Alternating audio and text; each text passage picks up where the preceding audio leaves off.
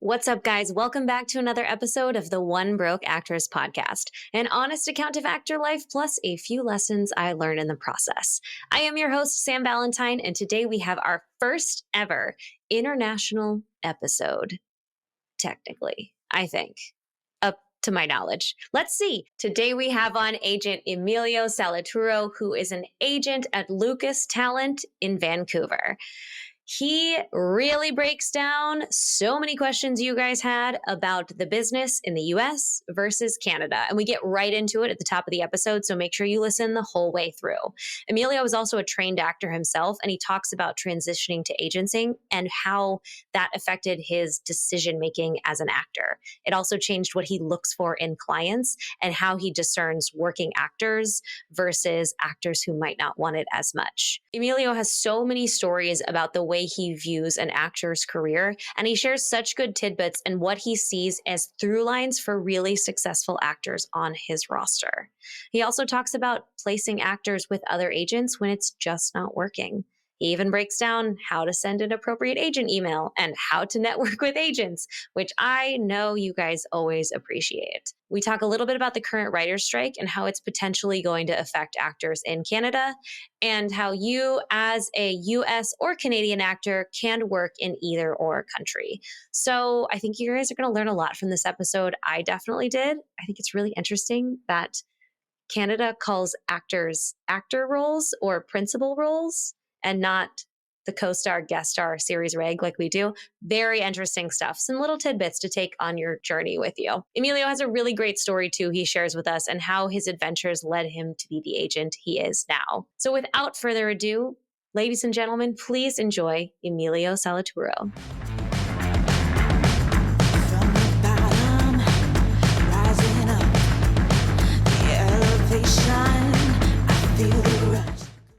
Emilio, thank you so much for being on the podcast. You are actually my first international agent. Oh, international. That's so funny that you say international, because I would never think of Canada as international. But yeah, I guess if you're from the US, I'm from Canada, we would be talking internationally. Yeah, technically.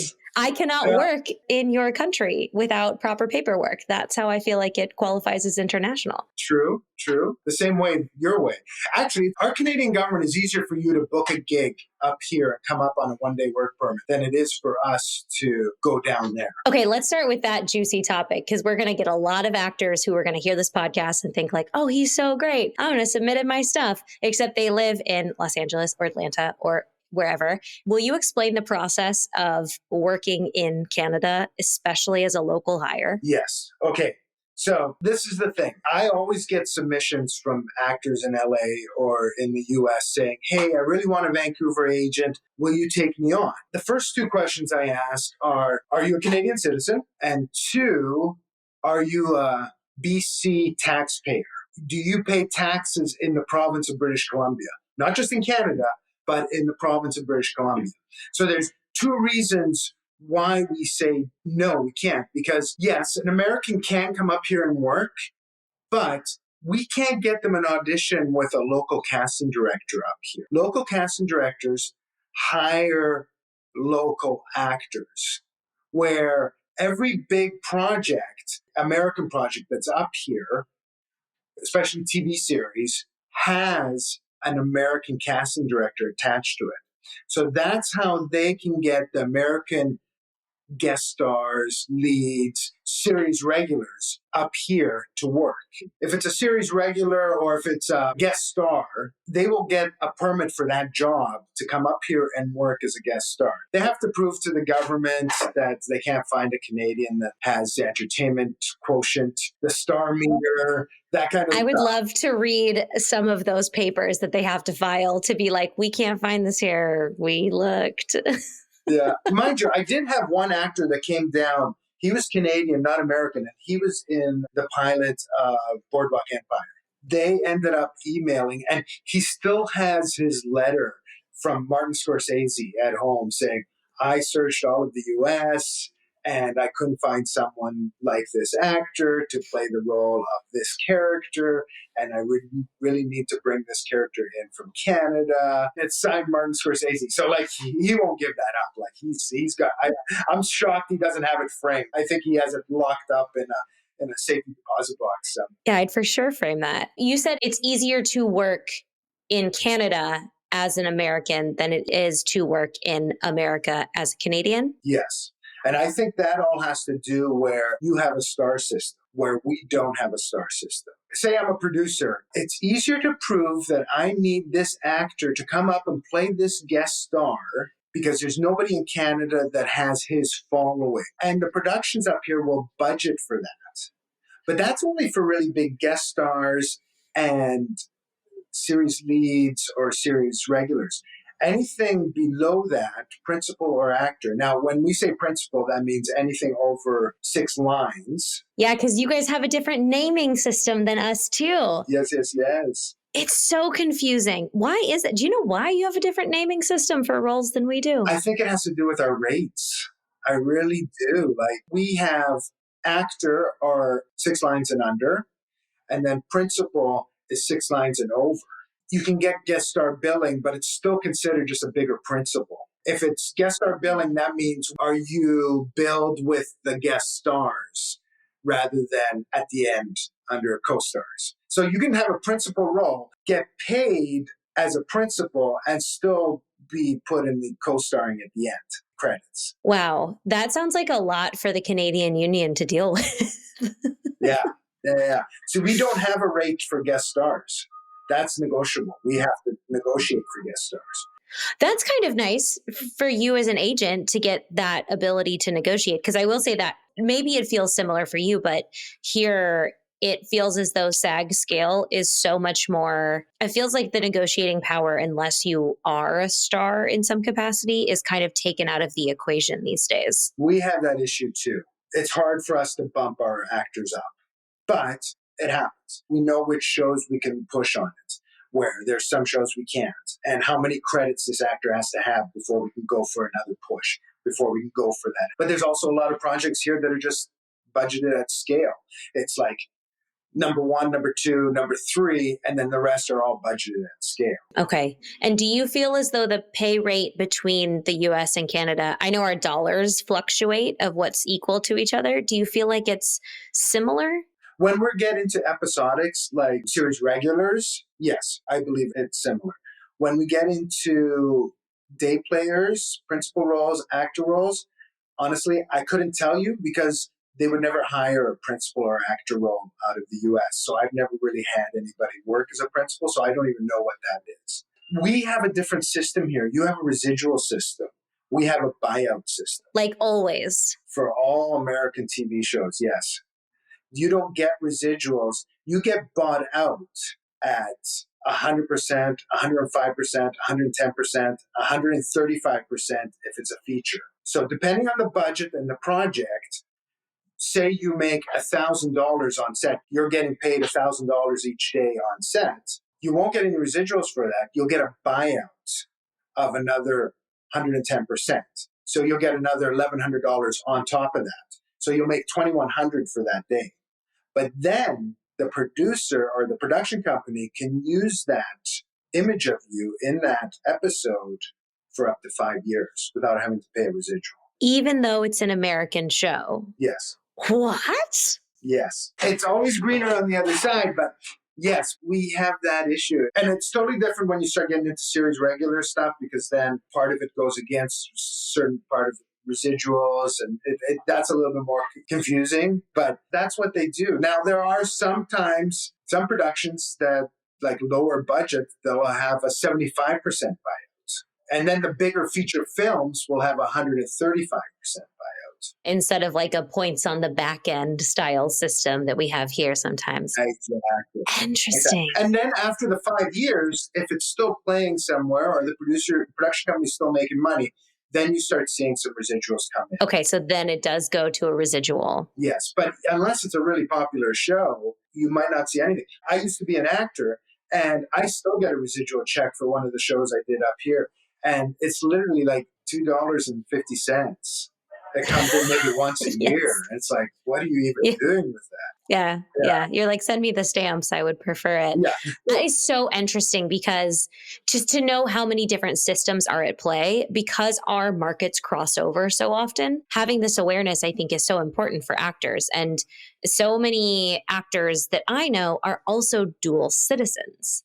So, Helena Santos, a very, very popular friend of the podcast for a while. We were together every single month, and she is one of your clients, and she is a dual citizen. Does that benefit the actor if they obviously having more opportunity is lovely, but the dual citizenship, is that something that often works in the favor? Totally.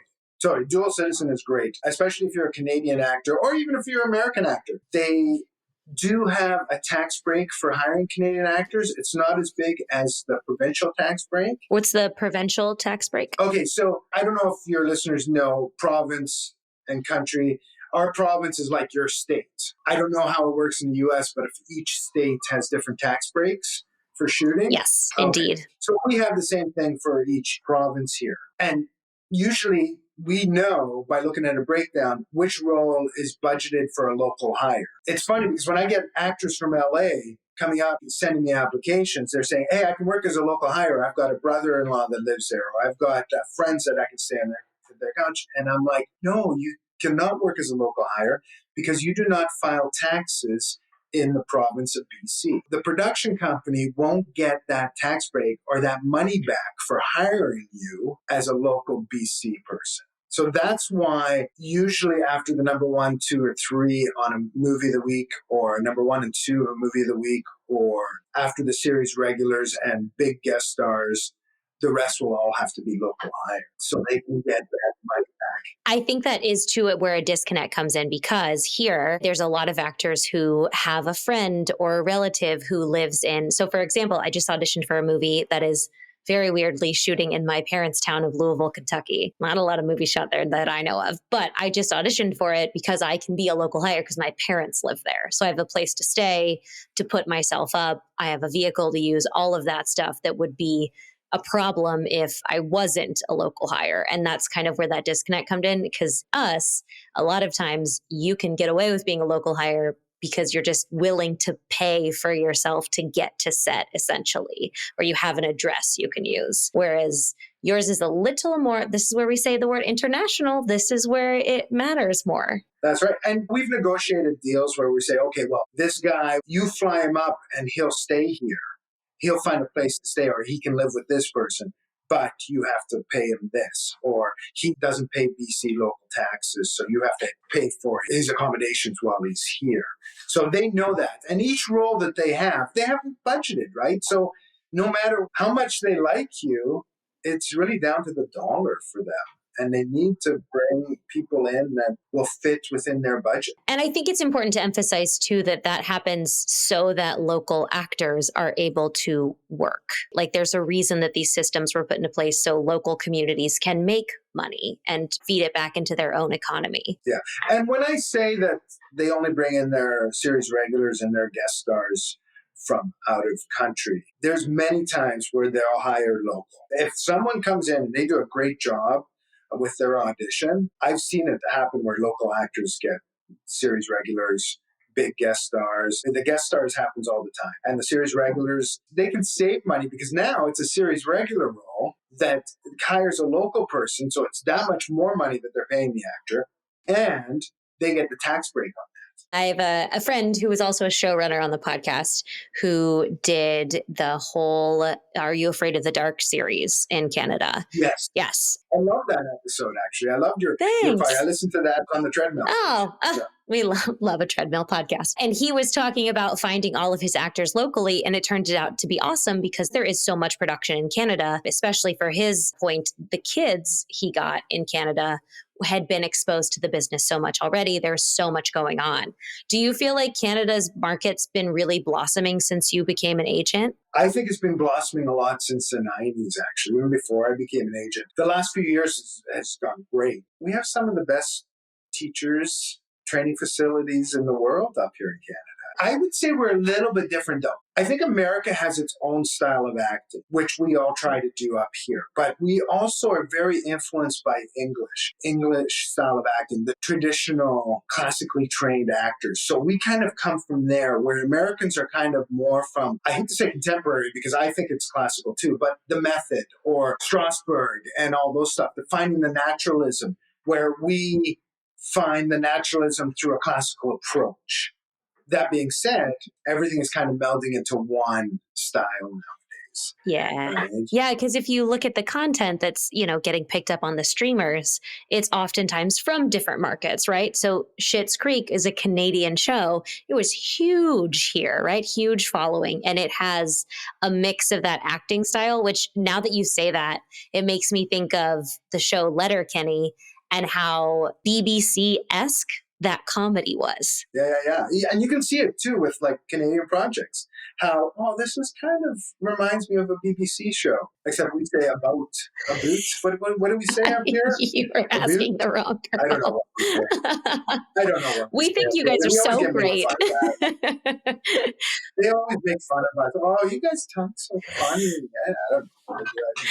Regional, everyone's got their own little dialect in some capacity. Yeah. You said you started as an actor. So how did you, starting as an actor and transitioning to agenting, talk to me about that point in your life? That was interesting. I started as an acting student, like many of us. And I trained in classically trained conservatory programs for about 6 years.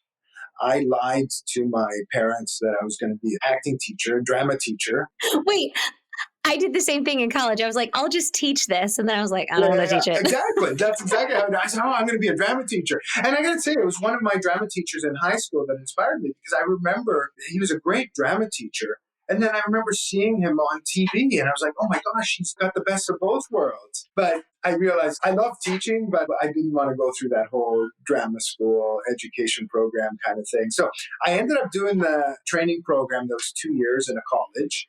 Then what we have is colleges and then universities up here, which a university would be the same as your big colleges. And colleges here would be like community colleges where you get the credits before you go to the big college. Do you guys have that? Oh, uh-huh. Okay. Mm-hmm. So I did 2 years at one college. Then I did 1 year at a university. And I loved the program there, but it was a little contemporary for me. And I was looking for more of a classical approach. And then I went to University of British Columbia and trained there for 3 years. So I had 6 years. So there was a running joke that I was in second year for 3 years. Acting was acting. You couldn't take these credits and go into the next year. So I did that for a little while. I was very burned out after 6 years of voice, movement, acting, scene study, on camera, theater history, all that kind of stuff. So I took a couple years off, and I was lucky I made some smart investments when I was younger, and I opened up an Italian restaurant in Burnaby. So I did this restaurant thing. Everybody laughs because there's waiters who want to be actors. I was an actor who wanted to be a waiter. But like, this feels so right. Like, I could see you, like, your office is your office, but it could also be like the back of like a cool Italian restaurant right now. Like, this is fitting for our podcast. Well, I thought, I'll get this restaurant business going and then I can set it up. And once it's set up and running on its own, I can get into acting and not have to worry about where my next because the restaurant business is super easy. Oh, yeah, totally easy. Oh, it was 7 years. I must have aged 20 years in that 7 years that I had a restaurant. And I'll tell you, the funny thing was I was never able to get my acting career or the restaurant career to that next level. They all stayed at that medium level. What do you think it was? I think I was just too undivided. I couldn't concentrate on just one thing. And even though I was always in scene study class or voice class or on-camera audition classes, I always had to be at the restaurant as well. I never turned down an audition. I never did any of that kind of stuff, but I was just not concentrating enough on my art and concentrating enough on my craft to make that acting career get to the next level. So after about 7 years, there was a short hiatus where I moved to Shanghai for a couple of years, ran a restaurant out there. Then one day, don't I meet the producer of a Merchant Ivory film? And I can't even remember what it was called. I think at that time it was called like Shanghai Taxi Stand or something like that. It was a period piece. And he goes, oh, you're from Canada. You ever do any acting? And I was like, well, actually, yeah, I did this and that. went to my apartment, grabbed my headshots. No, I didn't bring my headshots with me. But as an actor, and this, I'm going to tell you people, you have your resumes and headshots. I don't care if everything is done online right now. You never leave home without a headshot and resume because you'll never know when somebody will ask for it. I used to Oh carry my it in my God. car. I had it in the office of my restaurant. I had them in my car. I had them at home. I had them at my I father's haven't office. I I didn't have care. They were not just, printed I haven't printed a headshot in I think 4 years at this oh, point. you should. Well, right now it's different. I haven't been an actor for a while, but still, you never know if someone's going to ask you for your information. I do love a complete email draft that like I can just copy and paste from a note. That's like a link to my Actors Access. That's like all of our stuff. Yeah, yeah. Perfect. Equivalent. Perfect. I ended up getting a supporting role in this film, and they offered it to me, and I didn't feel right taking it because I was down in China, living in this guy's apartment that he was paying for. He was paying for me to run the restaurant, and for me to go take 6 weeks off to do this film, I think would have been a bit of a slap in the face, or it would have been disrespectful. So I turned it down. But what it made me realize was that I really missed the industry. I loved going into the room and doing the audition, talking to the producers, talking about character and all that kind of stuff. After 2 years, I said, it's time for me to go back. I ended up coming back, and I was like, went to my agent and I said, hey, I've been out of the industry for a couple of years. Why don't you just hire me as an agent in your office? I think I could do really well. And she laughed at me. She goes, Emilio, no, forget about it. Just stay as an actor. You'll love it. Be an actor. And because I saved some money and I wasn't paying for anything out there while I was living in Shanghai, I didn't have to get a day job right away. And this is what I realized. She said, stay as an actor. So for 2 years, I didn't have a day job. And my whole life was surrounded by acting. I was auditioning. I was in classes.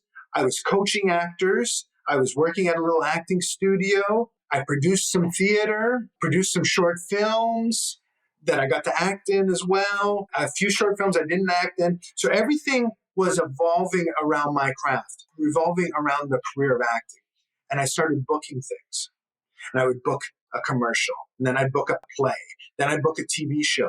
So for 2 years, I made a living just acting. And everything was acting related. Was it a good living? It was enough to pay the bills and get by. But was it getting me to a retirement age and having a little bit of fun? No, it was still a grind.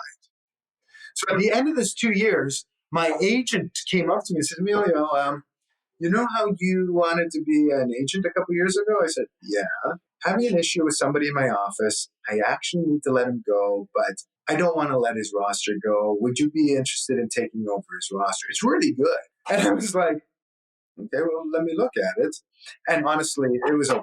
The people that were on the roster at that time, I didn't know any of them. So I came in with a roster, a small little roster. I made some changes. People heard I was an agent that I'd worked with in the past, so they came on board with me. Within the first 3 months of being an agent, I brought in more commissions than the agent that I replaced did for the whole year prior to me.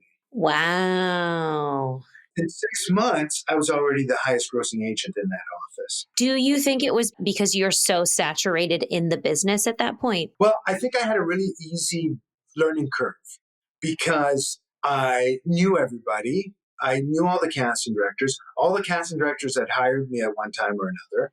I was in all their rooms, so they trusted that I was able to do the work. And I also had high standards for my actors. I knew what it took to be a working actor, and I expected them to learn that and do that as well. But I also changed my way of thinking. And that I talked to a lot of friends of mine, casting directors, actors, acting teachers, before I became an agent, and they all told me not to do it.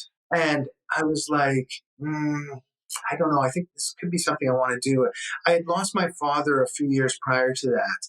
I learned this lesson of we and family and how my dad's brothers and sisters all came to help support him while he was ill and how I was always helping support him. Sometimes when we work as an actor, we have this thing about me.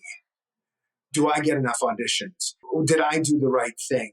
Did I do this? So it's a lot of me, me, me, me. And I really wanted to move into the world of we.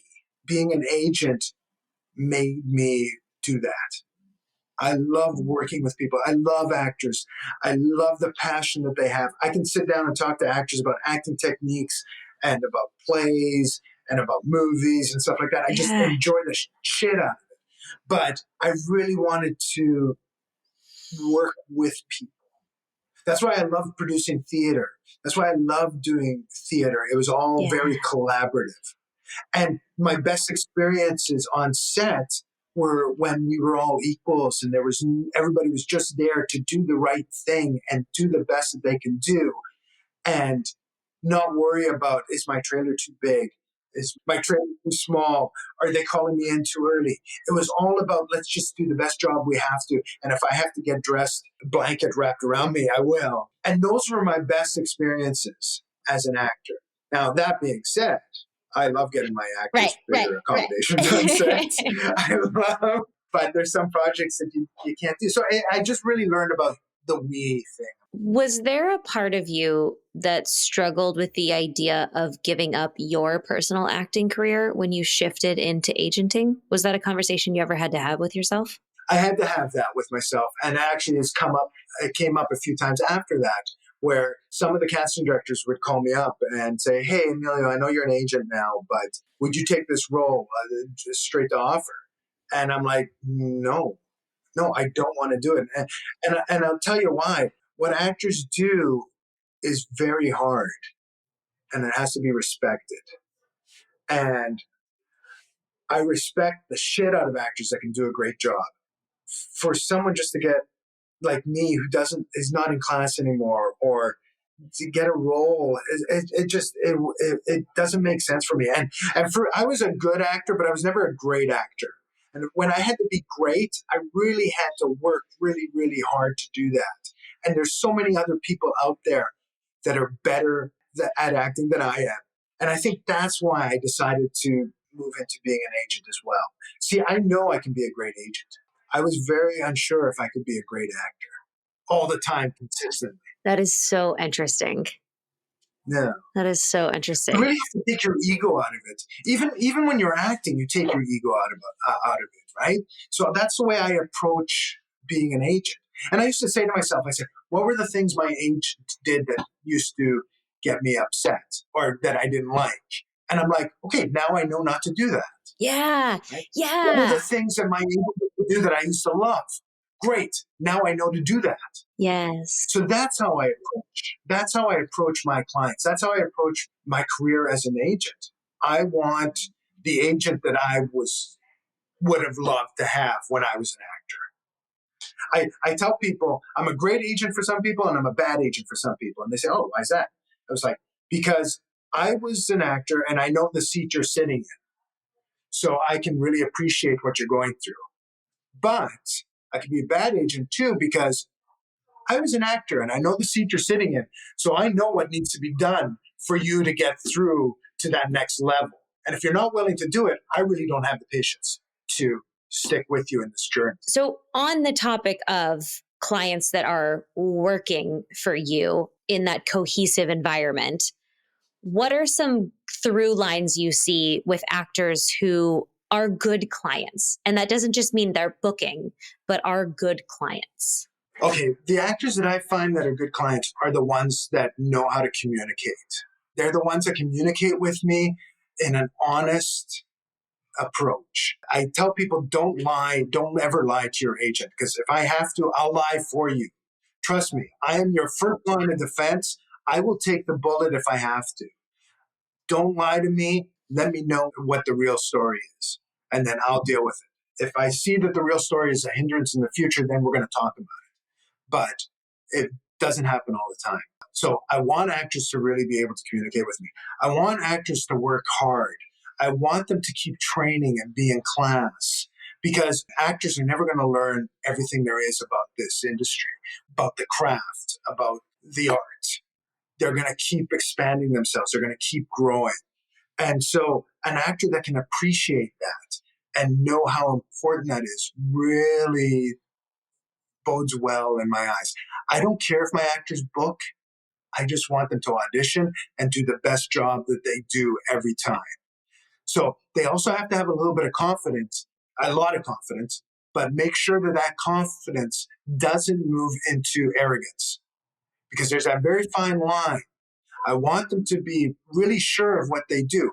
If you're unsure of what you do, and it's little things where they'll call me up and say, hey, I've got these 2 takes. I'm not sure which take to send to casting for this audition. And then I'll watch them, and they're really not that different at all. You know the character better than I do. You've got the whole script. You've got the sides. You've got the breakdown. I haven't read the sides yet or the script. You should be able to make a decision on which one felt better to you. What's the story you want to tell? Also, actors that know that story is king. Story is so important. And those actors that can analyze story and find relationships and find that moment before in their auditions, it takes you to that next level. And I just love them being passionate about what they do. I tell this to all my clients. Make acting your first priority. Don't make it your life. Ooh, please tell me more. Everything should be surrounded by your acting. Like, I had this one actor one day, she had a 16-page audition, and the next day, back in the day when we'd have like one day to get ready and go into the audition room and have to do it. And it was her birthday party that night. She had 30 friends meeting her at a club, and she had plans to go there and have a birthday party with them. Next day, this audition comes up. What does she do? She said, oh, that's great. I'm going to go into the club, thank everybody for coming up, let them stay there, and I'm going to come home. And she pretty much canceled her birthday celebration so that she could work on her audition. And that's what I mean by it's your first priority. When you become an actor, when you start training as an actor, you're blessed and cursed at the same time, because you're now walking down the street and you see something that's interesting. Your actor mind is like, oh, what's the story behind that? I wonder what the story is. Why does he have a limp? Oh, this could be the limp. Oh, okay, watch how he holds his shoulders this way. Maybe that could be because when he was younger, he used to get bullied a lot. So he's very protective of his core. Wait, not everyone does this? No, they will. They will now. Right? And that's making acting your first priority. When you go to a movie, yes, you can sit back and really enjoy the movie, but now you're cursed never to watch it through the same eyes as a general viewer. You're like, I love that choice. Oh, I love what they did there. Oh, you see how they did that? They did that because of this. Oh, I didn't. And yet when I say I love that choice or they love that choice, it's not that you even see the choice, because you don't want to show choices, right? You just need to react truthfully in the moment. So it's like, oh, I love that movie. And this is why I love it. I love that performance. And this is why I loved it. Oh my God. My husband and I are so annoying to watch TV with, because we'll say something and I'll be like, wait, pause it. Why did that just work? How did that work? Like, it was because it was funny? Is because it was backed up? Like, we always have, I'm like, pause it. What about that worked? Why? Yeah, totally. Where, like, if I go with a family member or a friend, we can watch a movie, and then I'm like, after the movie, it's like, oh, I really love that. That was great. And they're like, yeah, that was really good. And I go, I liked it because of this. And then the person will look at me and go, oh yeah, I just thought it was really, really good. So who's really enjoying it more? Am I enjoying it more, or are they enjoying it more? I don't know. Yeah. I don't know. Sometimes I'm also watching a movie and I'm like, somewhere in this jungle, there's a craft services tent set up and they're serving candy. Like, you just know. Oh, sometimes I'll get to the point where if it's a movie that I really like and I've watched it over and over again, I'll shut off the sound and I'll just watch it just to see where, oh, this is where the camera would be in this situation, and this is where it's moving it. Oh, look at the story it's telling by going like this. It's occurs. Oh, but that's like what you're saying too is equivalent of free class. Like, that is, watching content and actually watching it from this artistic standpoint is such a good way to learn. Obviously, acting, you really learn by doing, but you can still learn so much by watching and absorbing too. Totally. And that's why I get a bit of a red flag when I have people that I interview that come on that are looking for an agent, and they say, oh, I don't like classes. I just do coachings for my auditions, which is great that they do coachings, or they do private one-on-ones. And I'm like, yeah, you learn so much by sitting there and watching other actors go through stuff. And you're able to go through your mind. And then you get a chance to go up there and implement what you just learned from what they've done and see if it works for you. When I was in class, I was one of those actors that would always try and do my scene first so that I could relax and then just spend the rest of the night just learning from everybody else's mistakes or great choices. Yep, I used to do that too. That was my always first. So I'm not in an ongoing class right now because I wanted to try some different classes. I'm at Groundlings, actually taking some upper level improv stuff, which is really exciting to me. I agree with what you're saying. I also, some actors, I'm like, you don't have to be in class at all times, but you do have to be in community. That is huge to me, is that you should be around actors so you can have conversations about this job and the career, and you should be learning. So whatever that is for you at this point in time, right? So like in different capacities. But if you're a fan of class, you're a fan of class. Well, even then, like there's times when as an actor, you can't afford to take class. You need to do the day job. But what hurts for you to grab a few friends that are in your acting community and do a play reading night and discuss the show? It's a free class. Find that community. Community is so important. And I think that's what I missed when I was in China. I didn't miss acting. I missed the community and the film industry. And that's why when I moved into being an agent, I still enjoyed this industry just as much as I did, if not more than when I was an actor. I actually enjoy this more because I feel that even more so part of this community. Oh, I love that. I do. I agree. I love being in this, like, it's like a little chaotic and I kind of dig it for some reason. Yeah. Yeah. It's fun. It's fun. And even when it slows down, like unfortunately we have this writer's strike, possible writer's strike that might be looming over us. I try to switch that out as it being a positive. Right. And now nobody wants to go on strike. Nobody wants there to be no work. I know the writers are being really tough right now, and God bless them, they should be. They need to take a firm stand on what's happening. But if we do go on strike and the industry does slow down for a bit, take this as a positive. Take this as a time where you can jump into class. Take this as a time where you can start reading plays, reading books, where you can work on your physicality. Jump in a yoga class. Yoga class is all about your body, and knowing more about your body is better, right? Now, me as an agent, yeah, unfortunately, if things aren't shooting, our money starts to dry up and things start to slow down. But I look at that as maybe it's a correction in the market. Every 5 or 6 years, we kind of need this little bit of a disruption or a slowdown to get rid of the deadwood. There's a lot of actors that are in town, or I assume in LA too, that have taken a weekend workshop and they think, now I'm an actor, I'm going to go out there and start auditioning. They go get an agent that gets them out for these auditions. And then they're just taking up space for these people that this is their life.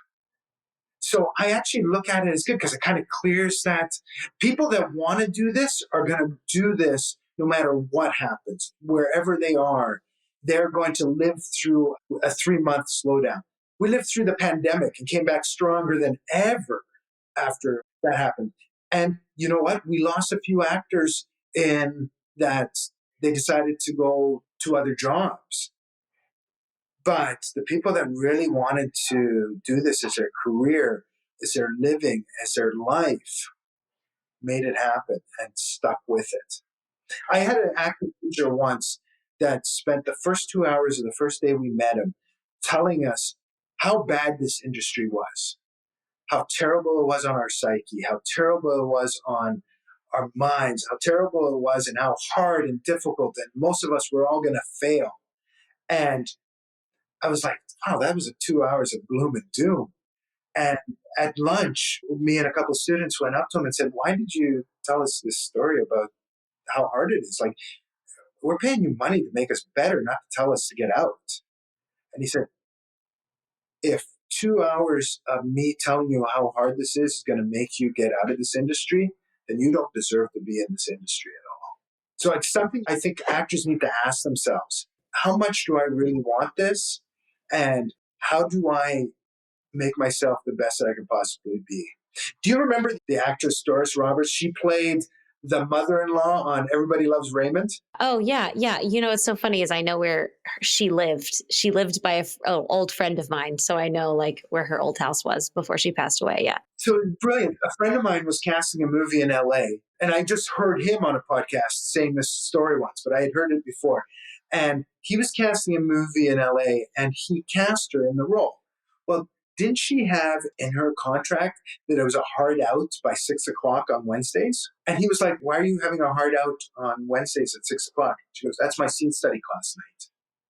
Now, you're talking about Doris Roberts, who is in her 80s, who's been in the industry for 60 years, who is Emmy award winning, Emmy nominated, going to not teach the scene study, to go take the scene study because she always wanted to grow as an actor. And it's stories like that that inspire me to work harder for my actors and work harder to get them roles, because I have actors like that. That's acting is their first priority. And I want them to be good.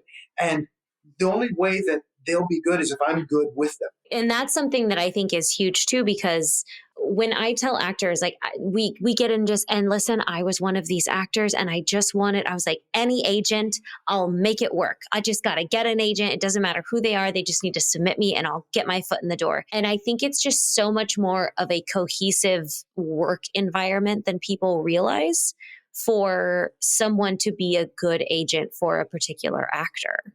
Yes.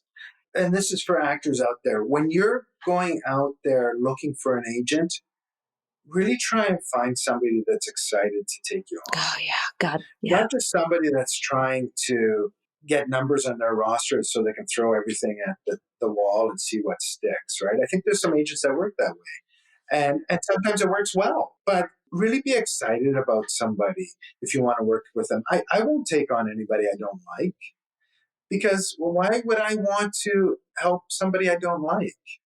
I want to be excited about a good person. My father always used to say, "How can I fly like an eagle when I'm surrounded by turkeys?" And that was his way of insulting everybody at the office. It's such a dad joke, too. Yeah, I look at it the other way around, that I want to be surrounded by eagles so that I can become an eagle as well, right? So that we're all on the same trajectory. It's really important to find good people that you're excited about. And an actor should be excited about his agent, and the agent should be excited about his actor. And if an actor calls me, I might get myself in trouble here with some other agent, but if you're an actor and you email your agent or you call your agent and that agent has not responded to you within 24 hours, get rid of that agent. That's disrespectful. Like, I try to get back to them that day. If it's later in the day, it's definitely the next day. But it's within 24 hours. If it happens over and over again, then yes, the agent should email you and say, "Hey, sorry, it was 2 days since I got back to this, but I had this issue that I was taking care of and I couldn't get to it. But yeah, let's talk about this, and that," right? It's crazy that what you're saying, though, is revolutionary to so many people, because there are a lot of, I'm going to say it, scammy agents and managers in this business who just collect people on a roster, like you said. And so many actors come to me and they're like, "I have an agent. I don't really know them. I don't know anything about them. I signed with them to get auditions. They don't email me back. I can't get them on the phone." And I tell them, is this the person that you want to continue working for? Especially when they're not even getting you auditions. It's what you're saying is actually revolutionary to a lot of people. Yeah, and we're trying to get our clients auditions, and sometimes more clients get more than others. But you know what? If you're not getting auditions, call your agent. "Hey, why am I not getting enough auditions?" And I'm more than happy to send a submission report to you. Say, "This is what I've been submitting you for. I've been pushing you for this. Maybe we have to rethink of your pictures. Maybe we have to do new headshots because this is not working." And you know what? I'll even say to people, "Yeah, you're right. You're just not getting enough auditions with me. Maybe we have to try and find another agent for you. That's professional. Let me help you find a new agent." And I'll do that. Like, there's a lot of agents here in Vancouver that I love that are great agents as well. And I'll send it over. If someone's not right, I'll send it to one of my colleagues here at Lucas Talent, or I'll send it to one of my friends who works at another agency down the road. It's really about communicating with your agent, communicating with your actor, and being truthful. Like so many agents will get offended when you say, I'm not getting any audition, send me your submission report. But you send them the submission report and an actor looks at it and says, oh my gosh, look, I had 100 submissions in the last 2 months. It's something about me, not about my agent. Look how much he's worked for me. Now, there is a way that you should say it, and there's a way that you shouldn't say it. You don't want to say, hey, my friend at this school is getting all these auditions, and I'm not getting these auditions. I should be getting the same, so you need to push me more. That's wrong. But when you say, hey, I haven't been getting many auditions, I know it might be slow out there, but what is it that we can do to help that? Is there anything that you have in mind? Is there anything that you can recommend? And a lot of times I recommend classes. A lot of times I recommend patience. Yeah, we were talking about that before we started recording. Is you see me talking about that all the time and how much of a long game it really is. And that quick hit of wanting things to work right now, especially when most of the time, by the time someone's signed with an agent, they've done a lot of groundwork already in their career. Sometimes not, but a lot of times, yes.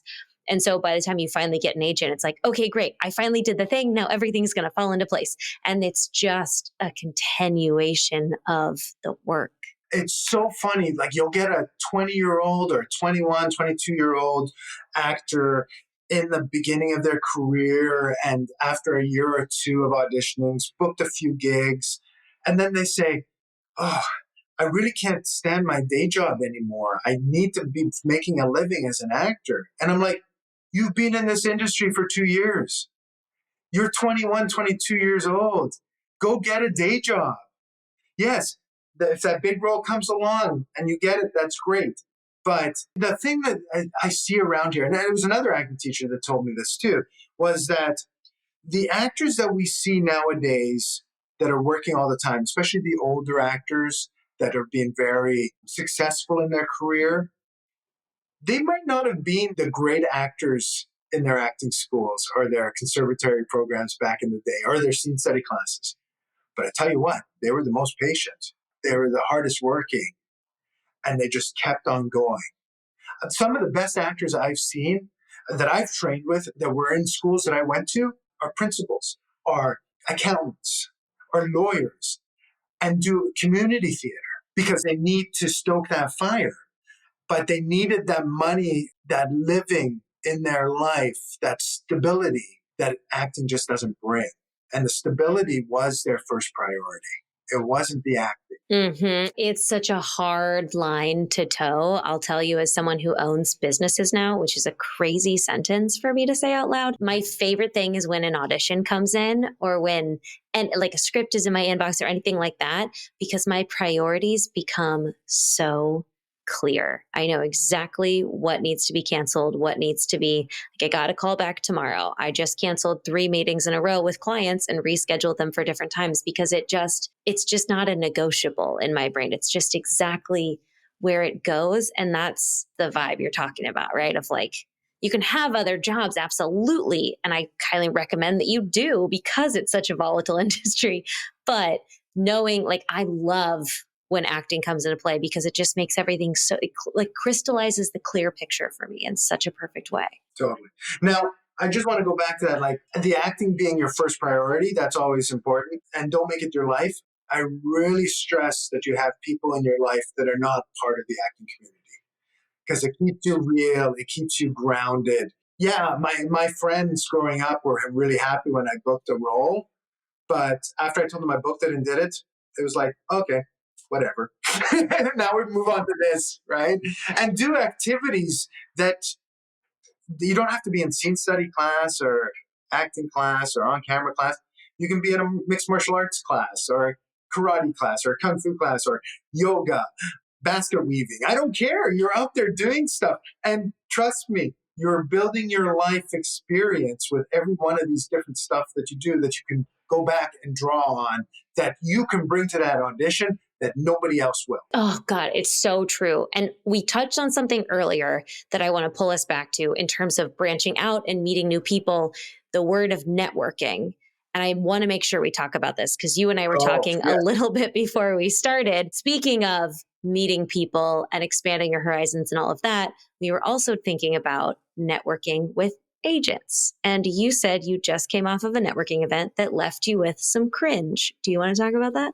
Yes, it left me with some cringe, but it also left me with some great memories. So I would advise an actor, especially a new actor or an actor that's looking for a new agent.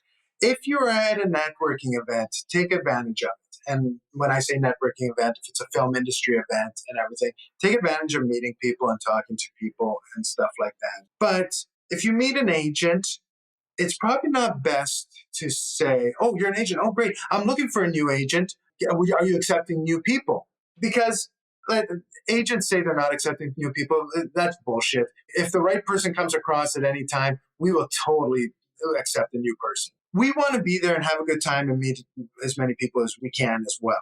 So it's great when you meet somebody like a director or an agent or a producer and just talk to them about the event. Talk to them about themselves. Talk to them about how their day is going if you get the chance to get into a conversation with them. Now you've got that. If you're really interested in wanting to go to that agent or that director or that producer later in the future, you've built that relationship. For example, if I met somebody who's an actor and I don't know that they're looking for a new agent, but they are, build that relationship with me at the party. And then on Monday or Tuesday during office hours, send me that email or send me that cover letter with you saying, hey, I met you at the Crazy Eights event. We were talking about this, this, and that. Hope you remember me. I really like that you like this film. It was one of my favorite as well. I'm in the mood. I'm looking for an agent. This is my materials. Hope I can talk to you in the future. It's such a less evasive way of approaching somebody and networking. I call myself a schmoozer. I'm an agent. I think all agents have to be schmoozers. I hate the word schmoozing because it comes off inauthentic, not unauthentic. What's the word? Inauthentic? Not authentic. Yeah, Not inauthentic. authentic. Yeah, I think. Okay. Yeah. So, but really, when you go to a party, and when I go to a party anyways, I really want to hear what the people are up to. I don't want to hear about how many days you just had on set. I don't want to know about your resume. I can look at your resume. I want to know about later down the road. I want to know about your life, who you are. That's what draws me to people, right? And it's authentic. You want to be authentic. An actor should know the difference between authentic and not authentic, because that's what the actors are striving to do in front of the camera, is finding the authenticity of the lines, finding the authenticity of the world that they are creating in front of that camera. Even if it's in front of a blue screen, they got to find authenticity. They should find that in life as well as in front of the camera. That's such good advice, too. And it just makes everything, nobody wants to be like sold to when they're out. Like it's like you're off the clock. Like it's like asking someone if they want to buy into your MLM while you're at a party. Like nobody wants that. We didn't come here for that. Networking is just such a beautiful, it's a terrible term for the name create relationships. And once again, going back to what you said about patience, the long term of this business is all patience in relationships, casting, producers, directors, agents, all. But in terms of patience too, I want to wrap us up with the current timeline, which is we're recording this on the April 18th. The WGA writers in the US voted to okay a strike. They didn't strike. They voted that if they had to, they will. They're happy to. And 80% of them showed up to vote, which is like 78%, which is really cool. And I'm curious how you think that would affect the Canadian market and what you see coming down the pipe for you guys. Well, I think it's going to affect Vancouver probably more so than other parts of Canada. Vancouver is very service orientated. Yeah, we do create some of our own stuff and we do have some Canadian projects. Our Canadian projects won't be affected as much. The Writers Guild of Canada have settled. So our Canadian writers will be able to write and the productions will still be going on. But all the American service projects that come up here, that will be a little bit tougher on us. And we're gonna see a slowdown. But like I said, it's a slowdown that maybe gives us some time to catch our breath. We want to look at the positivity of every negative side and how we can go through it. I think we're going to see something, but the other good thing too is that when it's over, it's going to come back really strong again. Right? We're going to come back. Always does. Always. And when it comes back, I think more people are going to be happy. More people happy. Like, who wants to go to a set where people are unhappy? And it all starts from the top to the bottom, right? It starts at the top. I used to direct theater. I think the director's main job is to make sure everybody is happy, right? And then you get the best work out of people when they're always happy too. And I tell actors, these poor actors, sometimes they get so disgruntled and so upset about the industry. And I'm like, maybe this industry's not right for you. If it's going to bring you this much pain, go somewhere else. I had a producer tell me, he goes, it's called a screenplay, not a screen pain, not a screen work. It's called a screenplay. Let's go out and play.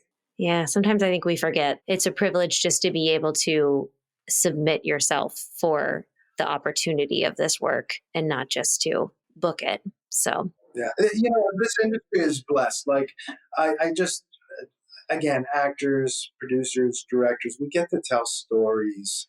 You guys get to tell stories, and stories that can not only entertain, but can even change people's lives. And where else can you do that? It's just a great industry to be in. And there's so many great people in this industry.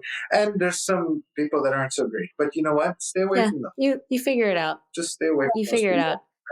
Don't make it about me. Make it about we. That's what I like telling my actors. And it's that way too when you approach a scene. What does this line make me feel? Why is this actor saying this to me? And how does that line that they say it to me? And how do I react back to it, right? The react. I love that saying. I'm going to put it in my pocket and take it with me. And I want to ask you one more question because I really like how you view this world. What are you watching right now? What shows are you really enjoying? Oh my gosh. I am enjoying Succession. Oh, it's so good this season, right? Oh, good. Oh, and I'm not even going to talk about episode 3 because there's a spoiler in there that will hate me if they haven't watched it yet. But episode 3 was just amazing. Not only the acting, but the writing and how they built up to what it was and how they took that. Yeah. Speaking of the point of writers, they keep writers on set for that show, which not every show does anymore. And you can tell because it's punched up perfectly. Yeah. And the other thing that I just enjoyed watching that just ended just a little while ago, The Last of Us. Oh, it was brilliant. And I used to be a big fan of The Walking Dead. But The Last of Us zombies, they scared the living shit out of me. They make the Walking Dead zombies look like Snow White.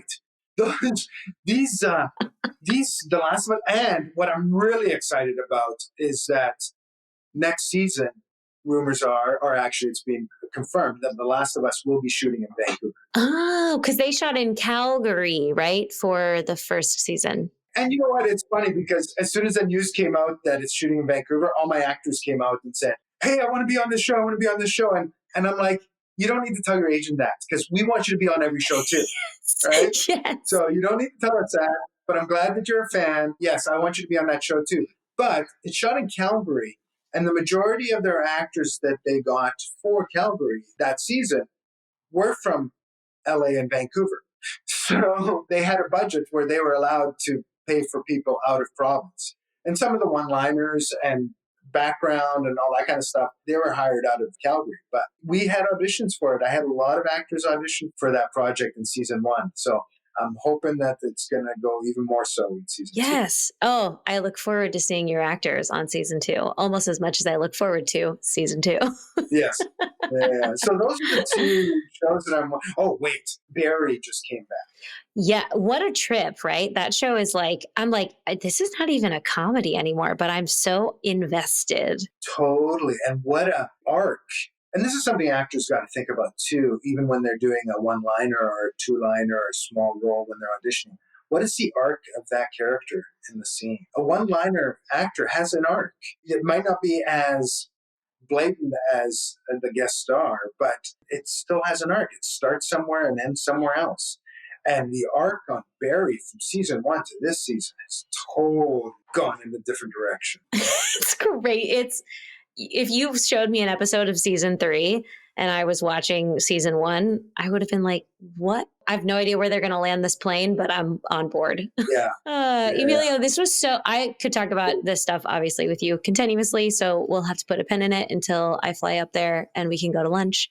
So But this has been, I'll trust your taste in restaurants too, because, obviously you know what you're doing. We'll find something good. Or you got to tell me where to go to next time I'm in LA, meeting with the managers or agents that I did work with down there. So Deal. I'll take you to lunch when you come to you LA. can How take about me that? for lunch, but We'll start here. You'll definitely tell me where to go and you can join us. Deal. Sounds like a plan. Do you guys have anything you want to direct people to? Projects, social media, a website? If any Canadian actors are listening to this and are like, I really like him, I'd like to submit my stuff. Are you accepting submissions? Yeah, you can go to our website, lucastalent.com.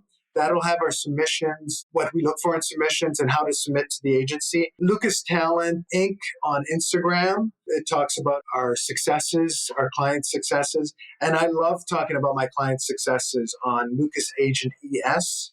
That's me. I'll post when my actors book stuff, or I'll post maybe an interesting Instagram from One Broke Actress, which I love, by the way. It's so inspirational. Your Instagram is what brought me to your podcast. And it's sometimes I want you to come up here and tell all my actors what you're telling them on Instagram.